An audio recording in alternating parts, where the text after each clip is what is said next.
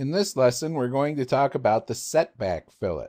Join me in opening up the setback part from your Chapter 5 working files. This is the end result that we're looking for. We've applied a different texture to the fillet than to the rest of the part just to help you visualize what it is that we're trying to achieve here. This is called the setback fillet, which is sometimes referred to as a suitcase corner. It requires a corner where at least 3 edges come together to meet. So in this case, we've got 3 edges coming together down in the bottom corner and 5 edges coming together in the top corner.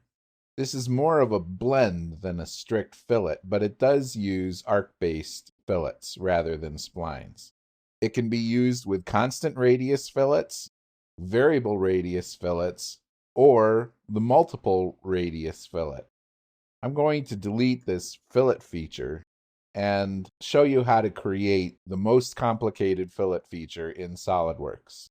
First of all, let's change to constant radius, and I want to explain the multiple radius fillet option to you. Most people are familiar with the constant radius fillet where you get to select a lot of edges and all those edges have the same radius. But when you select the multiple radius fillet option, that's no longer true. You can take any edge and select a different radius value for that.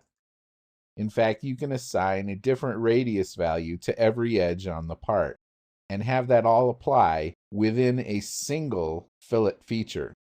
You could create this setback fillet using the multiple radius fillet option, where every edge has a different radius. But I'm going to take it one step further and set this up using a variable radius fillet. So I'll go ahead and select all of the edges that I need for this part. Now we can go around and assign some radius values. If you're the kind of person who needs to see a preview right away, you might be a little bored with this feature because it takes a long time to see a preview. There, I said that and we just got one. But this isn't showing the setback part of the feature.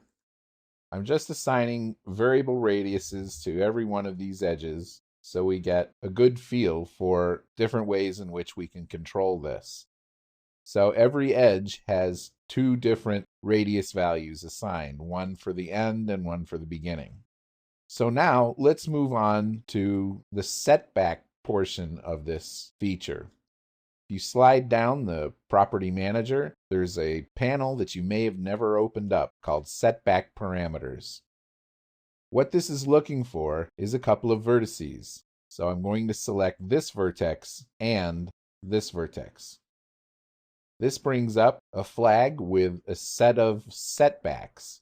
These setbacks are going to control the distance in which SOLIDWORKS is going to blend one fillet into the rest of the fillets. So I'm just going to start assigning numbers here, 30, and you see immediately we get a call out that goes back along this edge, 30 millimeters. Let's go 40, and let's go 50. Okay, but we still don't have a setback preview. Once we get these 5 values assigned, we should get our preview. So let's go 20, 30, 40, 50, and 30. Now one of these doesn't look right. Okay, and with these values, let's click on the green check, and SOLIDWORKS has done it. Again, let's assign a different color to this feature.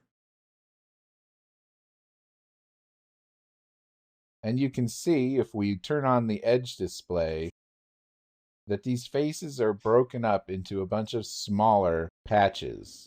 In some cases, people like to simplify this a little bit. You might choose to go to the Surfaces tab, select Delete Face, use the Delete option, and go around and select all of those patches just to simplify the big face in there to some extent. We'll fill that in with a filled surface. I can right click, select open loop, and set this to curvature. Apply to all edges.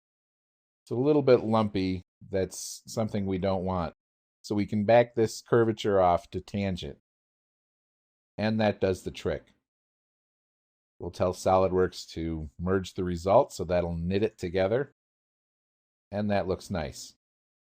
Let's do it on the other patch that we've created. Right click, select open loop,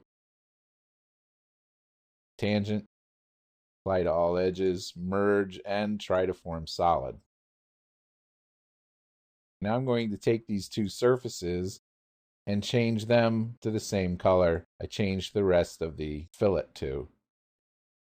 And turn off the edge display so we can have a look at these corners and make sure that they look nice.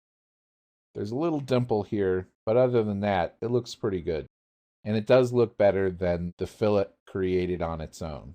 So this is the setback fillet, also known as the suitcase corner, with a little bit of an additional tweak with a couple of surface fills. And let's see if we can get this thing to shell, which is often the ultimate test. Put this at 5 millimeters. We got a little funk over here, but overall, that's a pretty good result.